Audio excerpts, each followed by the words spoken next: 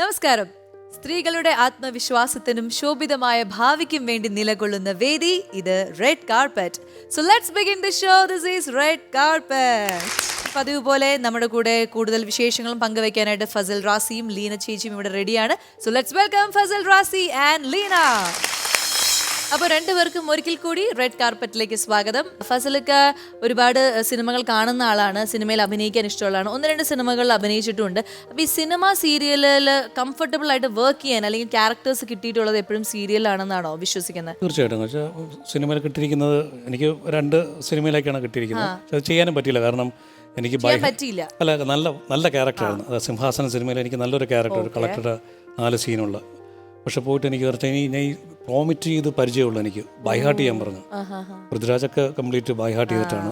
ഞാൻ ആദ്യം സായി ചേട്ടനുമായിട്ടാണ് കോമ്പിനേഷൻ. നല്ല ഒരു ടിപ്പ് ടോപ്പ് കളക്ടറാണ്. പക്ഷെ എനിക്ക് പറ്റുന്നില്ല, അവസാനം എല്ലാം ബ്ലാങ്ക് ആയി പോയി.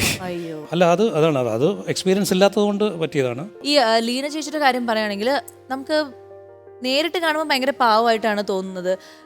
പക്ഷേ ഇൻസ്റ്റാഗ്രാമിലൊക്കെ കാണുമ്പോൾ ഭയങ്കര കോമഡി സംഭവങ്ങളൊക്കെയാണ്. സീരിയലിലേക്ക് നേരെ വരുമ്പോൾ ഭയങ്കര ബോൾഡായിട്ടുള്ള സീരിയസ് ആറ്റിറ്റ്യൂഡുള്ള ഒരാളായിട്ടാണ്. അപ്പോൾ ഇത് ശരിക്കും നല്ല മെനക്കെട്ട പണിയാണല്ലോ ഇങ്ങനെ ക്യാരക്ടേഴ്സ് ഇങ്ങനെ സ്വിച്ച് ചെയ്ത് പോകുന്നത്. സത്യം പറഞ്ഞാൽ അതൊരു സന്തോഷമുള്ള പരിപാടിയായിട്ടാണ് എനിക്ക് തോന്നിയിട്ടുള്ളത്. കാരണം കോമഡി ഒരിടവരെയും അല്ലെങ്കിൽ ഭൂരിഭാഗവും ചെയ്തിട്ടുള്ള സീരിയസ് കഥാപാത്രങ്ങളാണ്. അതെ. അപ്പൊ ഒരു ത്രൂ ഔട്ട് ഒരു ഹ്യൂമർ ക്യാരക്ടർ ഹാൻഡിൽ ചെയ്യാനായിട്ട് ഒരു സീരിയലിൽ വന്നു കഴിഞ്ഞാൽ കുറച്ച് ഏജ് ആയിട്ടുള്ള ക്യാരക്ടറാണ്, ഒരു അമ്മൂമ്മ പോലത്തെ ക്യാരക്ടറാണ്. പക്ഷെ ത്രൂ ഔട്ട് ഹ്യൂമർ ചെയ്യുന്ന ഒരു ക്യാരക്ടർ വന്നു കഴിഞ്ഞാൽ ചെയ്യുമോ? ഭയങ്കര സന്തോഷമായിട്ട് ചെയ്യും. അത് ശരി. അങ്ങനെ ഒരു ഇമേജ് അല്ലെങ്കിൽ ഒരു നമ്മുടെ ലുക്ക് അതിനൊന്നും വലിയ പ്രാധാന്യം കൊടുക്കുന്ന ആളല്ല. ഒരിടവരെ ആയിരുന്നു. പക്ഷെ എനിക്ക് തോന്നുന്നു അത് സ്വിച്ച് ചെയ്യേണ്ട സമയം. കാരണം സീരിയൽസിൽ തന്നെ ഞാൻ ഇടയ്ക്ക് ഒരിടത്ത് പറയുകയുണ്ടായി, എന്ന് വെച്ചാൽ അയ്യോ ഇത്രയും ചെറുപ്പക്കാരിയായ ഒരു ചേച്ചി വന്നിട്ട് ഇത്രയും പ്രായം ഉള്ള ഒരാളുടെ അമ്മയായിട്ടൊക്കെ അഭിനയിക്കുന്നത് അതൊക്കെ ബോറ് പരിപാടി എന്നൊക്കെ ഞാൻ പറഞ്ഞിരുന്നു. പക്ഷെ ഇപ്പോൾ എനിക്കും തോന്നുന്നു, കാരണം ക്യാരക്ടറാണ് പ്രധാനം. ആൾക്കാരുടെ മനസ്സിൽ ഏത് രീതിയിലും ഇടം പിടിക്കുക എന്നുള്ളതാണ് നമ്മുടെ ലക്ഷ്യം. ഈ എന്തെങ്കിലും വെറൈറ്റി ഇപ്പൊ സീരിയൽസ് നമുക്കറിയാം ഒരു ലിമിറ്റേഷൻ ഉണ്ട് ക്യാരക്ടേഴ്സിന്. അപ്പൊ അതിൽ ഇങ്ങനെ എന്തെങ്കിലും സംഭവങ്ങൾ വന്നാലാണ് നമുക്ക് നമ്മുടേതായിട്ടുള്ള എന്തെങ്കിലും ചെയ്യാൻ പറ്റും. അല്ലെങ്കിൽ എന്നും നമ്മൾ ദുഃഖപുത്രി അല്ലെങ്കിൽ ഒരു ചേട്ടൻ അല്ലെങ്കിൽ ഒരു അനിയത്തി അങ്ങനെയായിട്ട് നിൽക്കും. അപ്പൊ അങ്ങനെ വന്നു കഴിഞ്ഞാൽ ചെയ്യണതിന് പ്രശ്നമൊന്നുമില്ല. എനിക്കിപ്പോ അതൊരു ധൈര്യമുണ്ട് ചെയ്യാൻ ധൈര്യമുണ്ട്. ശരി, അപ്പൊ ഇനി അടുത്ത പണിയുമായിട്ട് ഞാൻ ഇവിടെ കാത്തിരിക്കുന്നത്. ഞാൻ എവിടെയും പോയിട്ടില്ല. റാപ്പിഡ് ഫയർ ക്വസ്റ്റ്യൻസ് വേണമെങ്കിൽ ഇതിൽ പറയാം. ഞാൻ പറയും, സത്യം മാത്രമേ ബോധിപ്പിക്കാവൂ. ഞാൻ നിങ്ങളോട് ചോദിക്കുന്ന ചോദ്യങ്ങൾക്ക് സത്യസന്ധമായിട്ട് ചടപടേന്ന് ആൻസർ പറയണം, കേട്ടോ? റെഡി? ആദ്യം നമുക്ക് ലീന ചേച്ചിക്ക് കൊടുക്കാം. ഒറ്റ വാക്കിൽ നിങ്ങളെ വിലയിരുത്തണം. എന്തായിരിക്കും? ലീന ചേച്ചിന്. എന്നെയോ? നമ്മൾ സ്വന്തമായിട്ട് നമ്മൾ ഒരു ഇത് പറയുമല്ലോ, സംഭവം പറയൂ. സംഭവം ഭയങ്കര എളിമയോടുകൂടി പറഞ്ഞുകൊണ്ട് ഞാൻ കേട്ടില്ല. ഇനി KGF മലയാളത്തിൽ റിലീസ് ചെയ്യുകയാണെന്ന് വിചാരിക്കുക. ഏത് മലയാളം ആക്ടറെയാണ് റോക്കി ആയിട്ട് മനസ്സിൽ സങ്കല്പിക്കാൻ പറ്റുന്നത്? പൃഥ്വിരാജ്. സൂപ്പർ. ഇനി ഫേവറേറ്റ് ആയിട്ടുള്ള സെലിബ്രിറ്റി കപ്പിൾ? ഇന്ദ്രജിത്ത് പൂർണിമ. ശരി. നിങ്ങളെ കൊണ്ട് ചെയ്യാൻ സാധിക്കില്ല എന്ന് വിചാരിക്കുന്ന എന്തെങ്കിലും കാര്യമുണ്ടോ? നീന്തൽ ട്രൈ ചെയ്തിട്ട് നടന്നില്ല. ഓക്കെ. സീരിയൽ ഇൻഡസ്ട്രിയിൽ ഇഷ്ടപ്പെടാത്തൊരു കാര്യം? ഇഷ്ടപ്പെടാത്തൊരു കാര്യം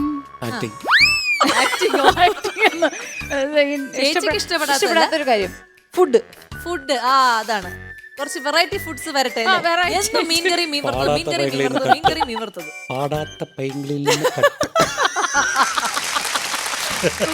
ഓക്കെ, ശരി. Your favourite anchor in television? Karan Johar. അവതാരക. അല്ല, ഏത് anchor? Karan Johar. Okay, super. നിനക്ക് ബോധിക്കുന്നില്ലേ? ഞാൻ ഒരു നിമിഷം ഭയന്നു, എങ്ങാനും എന്റെ പേര് പറഞ്ഞു. ഒരിക്കലുമില്ല. ശരി, ഇനി യെസ് ഓർ നോ ക്വസ്റ്റ്യൻസ് ആണ്. ശരി. കടകളിൽ പോയി വിലപേശൽ ചെയ്യാറുണ്ടോ? ഉറപ്പായും യെസ്. ഓക്കെ. ഇനി പാർട്ട്ണറിന്റെ ഫീറ്റ് ടച്ച് ചെയ്തിട്ടുണ്ടോ? നമ്മളിങ്ങനെ ചെയ്തിട്ടുണ്ട്. ഫസ്റ്റ് ഡേ മാത്രം. കൂടെ അഭിനയിച്ച കോ സ്റ്റാറിനോട് ക്രഷ് തോന്നിയിട്ടുണ്ടോ? യെസ്, തോന്നിയിട്ടുണ്ട്. പ്രായം കുറച്ച് പറയാറുണ്ടോ? ഫസൽ റാസി ആയിരുന്നു ഒരാള്. സന്തോഷായില്ലേ? പ്രായം കുറച്ച് പറയാറുണ്ടോ? നോ. പ്രതിഭ പട്ടേൽ നമ്മുടെ രാജ്യത്തിലെ ആദ്യ വനിതാ പ്രധാനമന്ത്രിയാണോ? നോ. പിന്നെ സ്പീക്കർ. ദൈവമേ ദൈവമേ ഈ ദുരന്തമന്തമില്ലാതെന്തേ ദൈവമേ ദൈവമേ. സ്പീക്കറോ? അല്ലേ? അല്ലേ, ഇന്ദിരാ വേലിയിലിരിക്കുന്ന പാമ്പിനെ തോളത്തിടാന്ന് പറഞ്ഞത് അതാ എല്ലാരും പ്രസിഡന്റ് ആയിരുന്നു പ്രതിഭ പട്ടേൽ. രാഷ്ട്രപതിയായിരുന്നു അതാണ് നമ്മുടെ പ്രസിഡന്റ്. അതിന് ഇംഗ്ലീഷാണ്. അതിന് ഞാൻ പറഞ്ഞു വരികയായിരുന്നു. സ്പീക്കർ അവർ നല്ലൊരു സ്പീക്കറിൽ നിന്നാണല്ലോ ഈ ആയിരുന്നല്ലോ. പ്രസിഡന്റ് ആയിട്ട് അതെ തെരഞ്ഞെടുക്കുന്നത്. അതെ അതെ ശരി കഴിഞ്ഞിരിക്കുകയാണ്. ഇനി അടുത്ത ചേട്ടനാണ്. അവസാനം തന്നെ എനിക്ക് പണി കിട്ടി. ഓക്കെ, കണ്ടിന്യൂ ദ പണീസ്. മറ്റുള്ളവർ നിങ്ങളെ കുറിച്ച് പറയുന്ന ഒരു പോസിറ്റീവ് കാര്യം എന്താണ്? ഗുഡ് പേഴ്സൺ, നല്ലൊരു വ്യക്തിത്വം. നല്ലൊരു വ്യക്തിയാണ്. Yeah. ഗോഡ് ഫാദർ എന്ന ഫിലിമിൽ അഭിനയിക്കാൻ അവസരം കിട്ടിയിരുന്നെങ്കിൽ ഏത് ക്യാരക്ടർ ചൂസ് ചെയ്യായിരുന്നു? തിരുവനന്തപുരം. ഇളയരാജൻ. മറ്റുള്ളവർ ഒരു സൂപ്പർ പവർ കൊടുക്കാനുള്ള ചാൻസ് കിട്ടിയാൽ ഒരു ചാൻസ് എന്തായാലും ഇപ്പൊ ലീന ചേച്ചിക്ക് ഒരു സൂപ്പർ പവർ കൊടുക്കണം, എന്ത് കൊടുക്കും?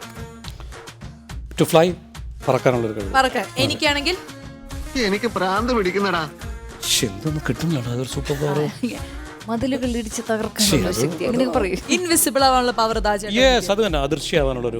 എനിക്ക് അത് വേണം. എനിക്ക് കുറച്ച് കാര്യം എനിക്ക് ഒരുപാട് കാര്യങ്ങൾ ചെയ്യാനുണ്ട്. ഇനി ഞാൻ പറയുന്ന പേരുകൾ, ഞാൻ പറയുന്ന കുറച്ച് വേർഡ്സ് ഞാൻ പറയും. അതിൽ ചേട്ടന് ഹോട്ട് ഓർ നോട്ട് എന്ന് പറയണം, ചൂസ് ചെയ്യണം. Smoking, hot. Hot. Night drive, hot. Hot. Gossiping, of course hot. Hot. Workout, yes, very much hot. Hot. Swasika, very very very much എന്ത്? നോട്ട്. എന്തൊക്കെയോ എന്തൊക്കെയോ പ്രതീക്ഷിച്ചല്ലേ. Love, No, I don't know. വാടാ വാടാ പയ്യ. പറയില്ല, ഞാൻ പറയില്ല, എനിക്ക് വീട്ടിൽ പോകാൻ. ഫസ്റ്റ് ലവ് പേര് പറയണ്ട. ഏത് പ്രായത്തിലായിരുന്നു? ഇല്ലില്ല, എനിക്ക് അങ്ങനെ ഒരു എല്ലാ തോന്നിയിട്ടുണ്ട്. പക്ഷേ അല്ല, ഈ റൗണ്ടിന്റെ പേര് സത്യം മാത്രം ബോധിപ്പിക്കുക. ഇല്ലില്ല, ഒരിക്കലും ഇല്ല. എനിക്ക് അങ്ങനെ പ്രേമം എന്ന് പറഞ്ഞാൽ ഭയങ്കര ഷൈ ടൈപ്പ്. ക്രഷ് ഉണ്ടായിരുന്നോ? ഏത് അത് പിന്നെ എല്ലാവർക്കും തോന്നുന്നു, എല്ലാ ഗേൾസിനും. അല്ലാതെ പ്രേമം എന്ന് പറയുന്ന ഒരു ഷൈ പേഴ്സൺ ആയതുകൊണ്ട് എനിക്ക് ആരോടും പ്രേമം അങ്ങനെ ഉണ്ടായില്ല. സംസാരിക്കാം. ജീവിതത്തിൽ ഏറ്റവും ഭയക്കുന്ന ഒരു കാര്യം? ഭയക്കുന്ന ഒരു കാര്യം എന്താ പറയാ, എന്തോടെ ഇത്, ഭാര്യയാണോ? ഭാര്യയാണോ? എന്ന് കിട്ടുന്നില്ലല്ലോ. അത് ഭാര്യയായിട്ടായിരിക്കും കിട്ടാത്തത്. ശരി, ഭാര്യ. നമ്മൾ അങ്ങനെ വിചാരിച്ചു. Okay, that's fine. ഇനി അനുയോജ്യമായി വിലയിരുത്തി മാർക്ക് കൊടുക്കണം ഞാൻ പറയുന്ന പേരുകൾക്ക്. ഓക്കെ, സ്വാസികയെ വെച്ചിട്ടാട്ടോ ചോദ്യം. Swasika as a friend 10 marks. 10 mark. As a costar 10. As an actor 11. 10. Extra. You are very good actress. സത്യസന്ധമായിട്ട് പറയാണ്. Swasika as an anchor Anchor also, yeah. 9 മതി. 9 മതി. 9. Oh yes, 9 to 10. Okay. Jawaharlal Nehru is our first Indian president. Yes or no? No. Oh, PM. First PM. Very good. Thank you. Super. Thank you very much. Yeah. ഇത്രയും ബുദ്ധി ഉണ്ടെന്ന് ഞാൻ പോലും പറഞ്ഞില്ല. എനിക്ക് ഇത്രയും ബുദ്ധിയുണ്ട്. എന്തായാലും തകർത്തു. നിങ്ങൾ രണ്ടുപേരും കൂടി താരോത്സവത്തിൽ ഒരുപാട് പ്രോഗ്രാംസ് ചെയ്തിട്ടുണ്ട് എന്നൊക്കെ പറഞ്ഞു. പക്ഷേ പെട്ടെന്ന് നമ്മൾ അതൊക്കെ നിങ്ങൾ പ്രാക്ടീസ് ചെയ്ത് അങ്ങനെ സെറ്റായിട്ട് ചെയ്യുന്നതാണ്. പെട്ടെന്ന് നമ്മൾ എന്തെങ്കിലും ഒരു പാട്ടോ സംഭവങ്ങളോ കിട്ടി വന്നു കഴിഞ്ഞാൽ ഓൺ ദി സ്പോട്ട് നിങ്ങൾക്ക് നിങ്ങളുടേതായിട്ടുള്ള ഐഡിയയിൽ എന്തെങ്കിലും ചെയ്യാൻ പറ്റുമോ? നീ പോ, അല്ലിക്കാഭരണം എടുക്കാൻ പോകണ്ട. എന്താ നവിലേട്ടാ ഞാൻ പോയാല്? പോകണ്ടെന്ന് പറഞ്ഞാ പോകണ്ട. ഇത് സത്യം സത്യം സത്യം.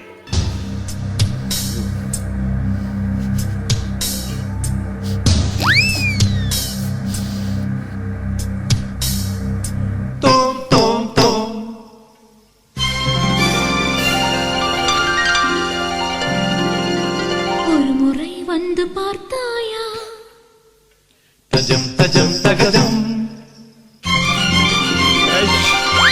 என் மனம் நீ அறிந்தாயோ தோம் தோம் தோம் மபசனி தபமசா சமமா மததா தோம் தோம் தோம் மபசனி தபமசா சமமா மததா சதா தரிகிடதக ஜெனு தகதில்லான தலதி தரிகிடதில்லான தகதி തരികിട ജണുത ധിമിത തരികിട തോം തോം തോം മപസനിദ ബമസാനിദ.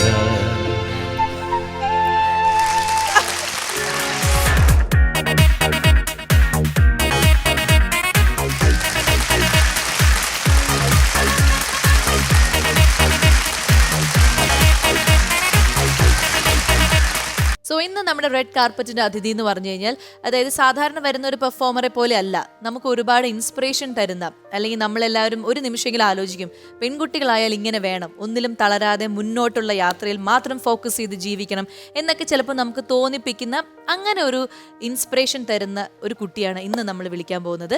റെഡ് കാർപ്പറ്റിന്റെ വേദിയിലേക്ക് വളരെയധികം സ്നേഹത്തോടെ സ്വാഗതം ചെയ്യുന്നു ആൽഫിയ ജെയിംസ്.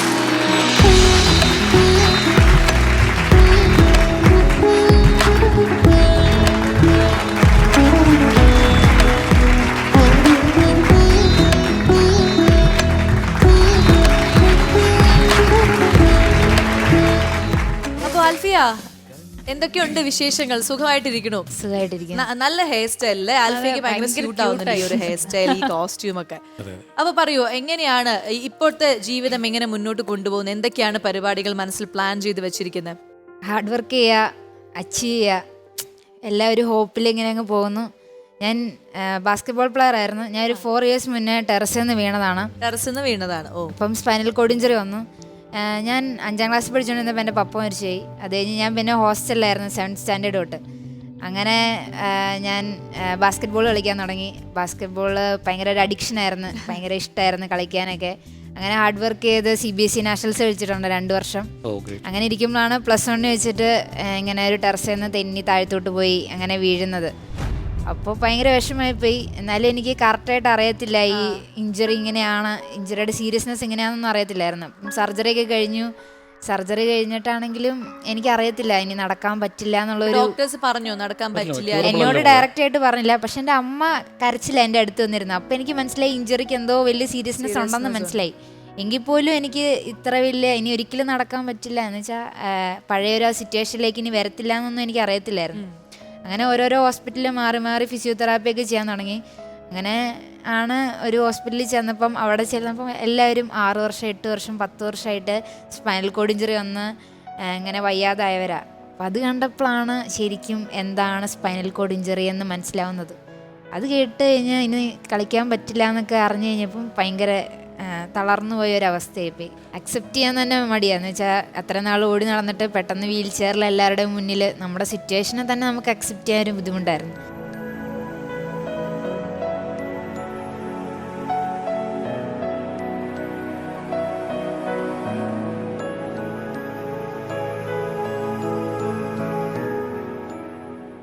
എത്ര സമയം എടുത്തു അതിൽ നിന്ന് ഒന്ന് റിക്കവർ ആയിട്ട് ബാക്ക് ഓൺ ട്രാക്കിലേക്ക് വരാൻ? ശരിക്കും ലൈഫ് ചേഞ്ച് ആയത് ഡിഗ്രിക്ക് കയറി കഴിഞ്ഞപ്പം എനിക്കൊരു ട്രൈ വീലർ സ്കൂട്ടർ കിട്ടി. പിന്നെ ഞാൻ എൻ്റെതായ ഇഷ്ടങ്ങൾക്ക് നടക്കാൻ തുടങ്ങി. അത് കഴിഞ്ഞ് പിന്നെ ഓരോരോ വീൽ ചെയർ ബാസ്കറ്റ്ബോൾ എന്നുള്ള ഒരു കാര്യം ഞാനിങ്ങനെ കേട്ടു, വീൽ ചെയറിൽ ബാസ്കറ്റ്ബോൾ കളിക്കുന്നത്. അപ്പോൾ ഞാൻ ഇങ്ങനെ ആലോചിച്ചു, ഓക്കെ എത്ര നാൾ ഞാൻ കളിച്ചോണ്ടിരുന്ന എന്താണേലും ഇങ്ങനെ ഒരു സിറ്റുവേഷനിലായി, ഇനി ഈ ലൈഫിനെ അക്സെപ്റ്റ് ചെയ്യുക, മൂവ് ഓൺ ആവുക. എനിക്കിപ്പോൾ വീൽ ചെയർ ബാസ്കറ്റ്ബോൾ കളിക്കാൻ പറ്റും, കൈക്ക് കുഴപ്പമൊന്നുമില്ലല്ലോ, അത്രയും ദൈവം തന്നില്ലേ, വീൽ ചെയർ ബാസ്കറ്റ്ബോൾ കളിക്കുക. അങ്ങനെ ഞാൻ പ്രാക്ടീസിന് പോകാൻ തുടങ്ങി. വീൽ ചെയർ എല്ലാ വീട്ടിൽ നിന്നൊരു ഇതുണ്ടായിരുന്നു ആദ്യം, കാരണം ഇനിയൊരു ദുരന്തം കൂടെ ഉണ്ടാവരുതല്ലോ എന്നൊരു. പക്ഷേ ഞാൻ ഇങ്ങനെ അതിൽ അച്ചീവ് ചെയ്യാൻ തുടങ്ങിയപ്പോൾ മമ്മിക്കൊരു കോൺഫിഡൻസ് ആയി. ഞാൻ ആദ്യമൊക്കെ മമ്മിക്ക് ഭയങ്കര വിഷമമായിരുന്നു, ഞാൻ ഈ സിറ്റുവേഷനിലായി പോയി, മമ്മിക്ക് എന്നോടുള്ള പ്രതീക്ഷകളൊക്കെ പോയി, അങ്ങനെയൊക്കെ ആയി. പക്ഷെ എനിക്കതൊക്കെ മാറ്റി കൊടുക്കണം എന്നായിരുന്നു ആഗ്രഹം. മമ്മി എന്ത് പറഞ്ഞു അതൊക്കെ തിരുത്തി കാണിച്ചു കൊടുക്കണം എന്നൊരാഗ്രഹമായിരുന്നു. അങ്ങനെ വീൽ ചെയർ ബാസ്കറ്റ്ബോൾ നാഷണൽസ് ഒക്കെ കളിച്ചു.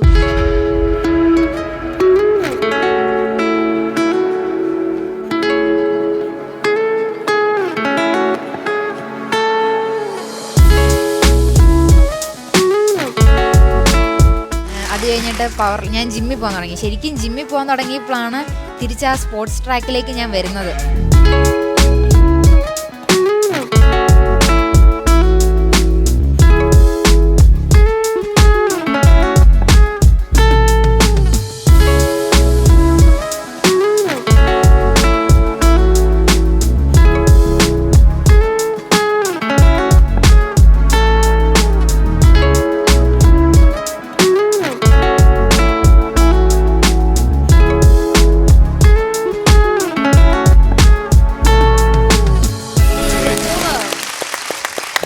പറഞ്ഞത് ഇൻട്രോയിൽ പറഞ്ഞ എത്ര സത്യമാണല്ലോ, ശരിക്കും ഒരു വലിയൊരു ഇൻസ്പിറേഷൻ തന്നെയാണ് ആൽഫിയുടെ ലൈഫിന്റെ പവർ യൂസ് ചെയ്യുന്നുണ്ടല്ലോ ഇതിനൊക്കെ. ജസ്റ്റ് അല്ലേ ഓക്കെ. ശരിക്കും ആൽഫയ്ക്ക് ഈ വീൽ ചെയർ ബാസ്കറ്റ് ബോൾ എന്ന ഒരു ഐറ്റത്തിലേക്ക് അല്ലെങ്കിൽ അതിന് കൂടുതൽ പ്രേരണ തരുന്ന ഒരു കോച്ചോ അങ്ങനെ ആരെങ്കിലും ഉണ്ടോ?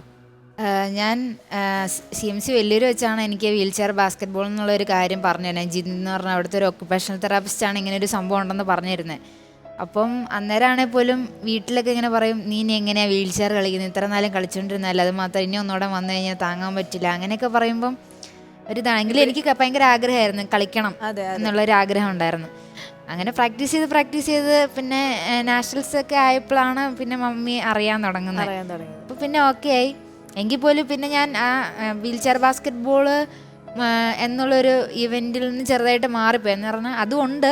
പക്ഷേ എങ്കിൽ എന്തായിരുന്നാലും ബാസ്കറ്റ് ബോളാണ് മെയിൻ, അതിലാണ് എല്ലാം ഇരിക്കുന്നത്, ബ്ലഡ് പോലെ. പക്ഷേ ഇപ്പം വീൽ ചെയർ ബാസ്കറ്റ് ബോൾ കേരളത്തിൽ നല്ലൊരു ടീം വേണം, എങ്കിലാണ് നമുക്ക് ഉയർന്നു പോകാൻ പറ്റുള്ളൂ. ടീമുണ്ട്, പക്ഷേ നല്ല എപ്പോഴും പ്രാക്ടീസ് നല്ല ടീം, എല്ലാവരും പല പല സ്ഥലത്ത്, കോട്ടയം അവിടെ ഇവിടെ ഉള്ളവരൊക്കെ ആയിരിക്കും. അപ്പം അതിനൊരു അച്ചീവ്മെന്റ് എന്ന് പറയുന്നത് ഭയങ്കര പാടാ. ഒരു ടീം ഗെയിം ആയതുകൊണ്ട് കോമ്പറ്റീഷൻ നടക്കുന്നുണ്ട്. കോമ്പറ്റീഷൻ ഒക്കെ ഉണ്ട്. കേരളത്തിലില്ല.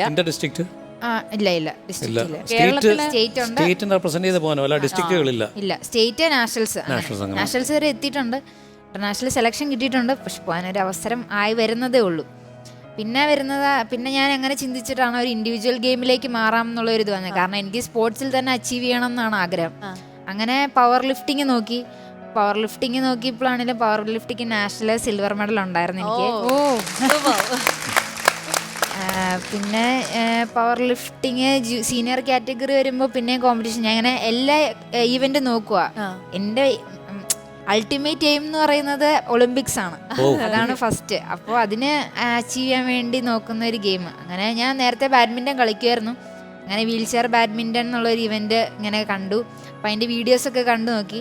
പക്ഷേ വീൽ ചെയർ ബാഡ്മിൻ്റണ് സ്പോർട്സ് വീൽ ചെയർ വേണം. അപ്പം ബാഡ്മിൻ്റൻ്റെ വീൽ ചെയറിന് 3.5 ലക്ഷം രൂപ അടുത്താവും. അപ്പം അതിനുള്ള ഫണ്ടൊന്നും ഇല്ലാത്തത് കൊണ്ട് കുറച്ചാളിങ്ങനെ ലാഗ് അടിച്ച് വന്നു. പിന്നെ മൾട്ടി സ്പോർട്സ് വീൽ ചെയർ ഉണ്ട്, അത് കോഴിക്കോടുള്ള ഒരു ജെറൽ എന്ന് പറഞ്ഞ ചേട്ടൻ എനിക്ക് സ്പോൺസർ ചെയ്തു.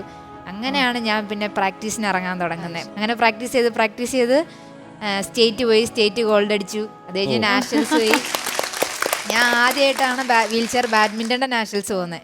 ഞാൻ ചെല്ലുമ്പോൾ എല്ലാവരും പറയാം, ഓരോരോ പഴയ പ്ലേയേഴ്സിൻ്റെ പേര് പറയാം, അവൾ നന്നായിട്ട് കളിക്കും, ഫൈനലിൽ ഉറപ്പായിട്ട് അവളായിട്ടായിരിക്കും വരുന്നതൊക്കെ പറഞ്ഞോണ്ടിരിക്കുക. അപ്പം ഞാൻ ഇങ്ങനെ എല്ലാം കേട്ടോണ്ടിരിക്കുക. ഞാൻ പ്രതീക്ഷിച്ചേ പോകുന്നതല്ല. സത്യം പറഞ്ഞാൽ ഒരു ഫസ്റ്റ് നാഷണൽസ് ആണല്ലോ, അപ്പോൾ ഒരു എക്സ്പീരിയൻസ്.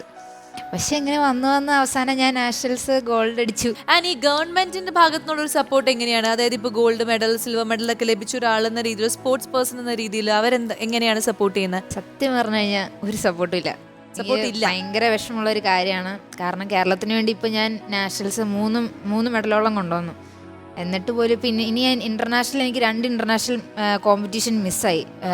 കഴിഞ്ഞ മാസം സ്പെയിനിലുണ്ടായിരുന്നു, ഈ മാസം ബ്രസീലിലുണ്ടായിരുന്നു. മിസ്സായത് ഈ ഫിനാൻഷ്യൽ ഒരു സ്പോൺസർ ഇല്ലാത്തത് കൊണ്ടാണ്. നമ്മളിപ്പോൾ ഇന്ത്യക്ക് വേണ്ടി കേരളത്തിൽ നിന്നുള്ള ഒരാൾ റെപ്രസെന്റ് ചെയ്യുമ്പം കേരള ഗവൺമെന്റ് ചെയ്യേണ്ടതിന്റെ ഒരംശം പോലും അവർ ചെയ്യുന്നില്ല. തീർച്ചയായിട്ടും ഇത് കണ്ടതിന് ശേഷം ചെയ്തു കൊടുക്കേണ്ട ഒരു കാര്യമാണ്. കാരണം ഇത്ര ഗംഭീരമായിട്ട് നമുക്ക് വേണ്ടി, നമ്മുടെ നാടിന് വേണ്ടി എത്തിക്കാണത്തില്ലായിരിക്കും. തീർച്ചയായിട്ടും പോലെ ഇത് കണ്ടു കഴിഞ്ഞാൽ നമ്മൾ അങ്ങനെ പ്രതീക്ഷിക്കാം ഇത് അവരിലേക്ക് എത്തും. എന്തെങ്കിലും ഒരു സഹായം ഇന്റർനാഷണൽ ശ്രമിച്ചായിരുന്നു. അവരാണെങ്കിലും നമുക്ക് അങ്ങനെ ഒരു ഫണ്ടിങ് വരുന്നില്ല. അങ്ങനെ ഒരു സ്കീമിൽ ഇങ്ങനെ പറഞ്ഞു ഓരോരുത്തർ ഇങ്ങനെ ഒഴിവാക്കുക. ഇപ്പോൾ നാഷണൽ കേരളത്തിന് വേണ്ടി 3 മെഡൽ കൊണ്ടുവന്നു, അതിൻ്റെ പോലും ഒരു അംഗീകാരം ഇതുവരെ കിട്ടിയിട്ടില്ല. അപ്പോൾ അങ്ങനെ അവർ അതിനെക്കുറിച്ചൊന്നും അന്വേഷിക്കുന്ന, അതിനെക്കുറിച്ച് ബോധർ ചെയ്യുന്നില്ല. പാരാ ഒളിമ്പിക്സ് ആണ് എയിം എന്ന് പറഞ്ഞു. അത് കൂടാണ്ട് ഇനി എന്തെങ്കിലും മനസ്സിൽ ആഗ്രഹം, എന്തെങ്കിലും ചെയ്യണം അല്ലെങ്കിൽ പഠിക്കണം, എവിടെയെങ്കിലും പോകണം? ഒരുപാട് യാത്രയൊക്കെ ചെയ്യുന്ന ആളാണെന്ന് കേട്ടു. എനിക്ക് യാത്ര ചെയ്യണം എന്ന് വെച്ചാൽ ഓരോ ഇന്റർനാഷണൽ കോമ്പറ്റീഷൻ വരുമ്പോഴും ഓരോ കൺട്രിയിൽ ചെന്ന ഒരു മെമ്മറി ക്രിയേറ്റ് ചെയ്യണം, അവിടെ ഒരു മെഡൽ അടിക്കണം എന്നാണ് ആഗ്രഹം. അങ്ങനെ ഓരോ കൺട്രീസിൽ പോയി ഓരോ മെഡൽ അടിക്കുക, ultimate aim para Olympics medal അടിക്കുക. എന്നാലും നിർത്തരുത്. എനിക്ക് പറ്റാവുന്നത്രോളം കാലം കളിക്കുക, പറ്റാവുന്നത്രോളം ഹിസ്റ്ററി ക്രിയേറ്റ് ചെയ്യുക എന്നുള്ളൊരാഗ്രഹമാണ് ലൈഫിൽ. തീർച്ചയായിട്ടും ആൽഫിയുടെ വാക്കുകളിൽ നിന്ന് നമുക്ക് അവിടേക്ക് എത്തും എന്നുള്ളത് ആൽഫിയുടെ വാക്കുകളിൽ നിന്ന് നമുക്ക് ഫീൽ ചെയ്യുന്നുണ്ട്. ആ ഉള്ളിന്റെ ഒരു ഉള്ളിൽ hard നിന്ന് work. വരുന്ന ഒരു കോൺഫിഡന്റ് അതെ, മനസ്സിലായി. അതാണ് നമുക്ക് ആവശ്യം അല്ലേ? നമുക്ക് ആ കോൺഫിഡൻറ്റ് ഹാർഡ് വർക്ക് ചെയ്യാനുള്ള ഒരു മനസ്സുണ്ടെങ്കിൽ ഡെഫിനറ്റ്ലി ദൈവം നല്ലൊരു ഗിഫ്റ്റുമായിട്ട് കാത്തിരിക്കുന്നുണ്ടാവും തന്നെയാണ് അതിൻ്റെ ഒരു കാര്യം. സോ ഒരുപാട് ഇത് കാണുന്ന ഒരുപാട് സ്ത്രീകൾക്ക്, അല്ലെങ്കിൽ സ്ത്രീകൾ എന്നല്ല, എല്ലാ മനുഷ്യർക്കും ഒരു ഇൻസ്പിറേഷൻ ആയിരിക്കും ആൽഫിയുടെ വാക്കുകൾ, ആൽഫിയുടെ ഈ പ്രവർത്തികളെല്ലാം. എല്ലാവർക്കും മാതൃകയായിട്ടുള്ള ഒരാളെ തന്നെ നമുക്ക് ഇന്ന് ഗസ്റ്റ് ആയിട്ട് ലഭിച്ചതിൽ ഒരുപാട് സന്തോഷം. ഞങ്ങൾക്ക് ഇങ്ങനെ അടുത്തിരുന്ന് സംസാരിക്കാൻ സാധിച്ചതിൽ സന്തോഷം. അപ്പോൾ ഓൾ ദ വെരി ബെസ്റ്റ്, എല്ലാ അനുഗ്രഹങ്ങളും ഉണ്ടായോട്ടെ. നമുക്കൊരു ചെറിയ നമ്മുടെ അമൃത TV റെഡ് കാർപ്പറ്റിന്റെ ഒരു സ്നേഹ സമ്മാനം അല്ലെങ്കിൽ ഒരു ആദരവ് നമ്മൾ ആൽഫിക്ക് കൊടുക്കാം.